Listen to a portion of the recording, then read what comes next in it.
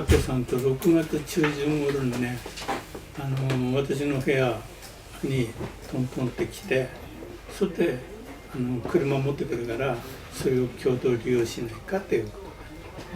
とで、その時に私も時間あったから仕事を辞めてっていうか、会社が津波に被災にあって仕事を辞めたっていう形だったから、じゃあ時間空いてる時に協力しますよっていうことで言って、7月の半ばに車を持ってきたよっていうことで、それであと試験的にじゃあ乗ってみようかと、それでいろんな送迎やったりとかして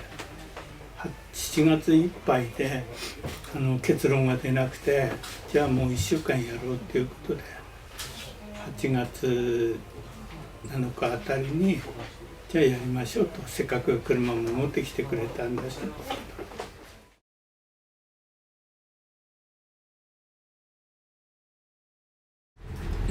やはり乗せてる間にその人の事情とか、いろんな体調のこととか相談されたりとか、そういう関わってるうちに役に立ってんだなとか、そういうのはやっぱり励みにはなってたのかなと。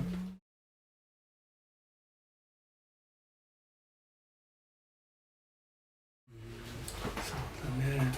本当にね、私も孫倉仮設から4年間、こっち復興住宅には6年いて10年になるんだけど、本当に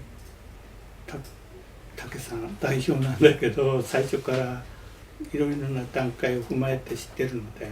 よく頑張ってやってるなと、これからもそういう形でこういうシステムっていうのを作り上げてほしいなと思ってます。それのためには協力したいなとは思ってました。それがきっかけで私自身も実連で会長をやるような形になったのもそういうカーシェアリングがあったからこそだと。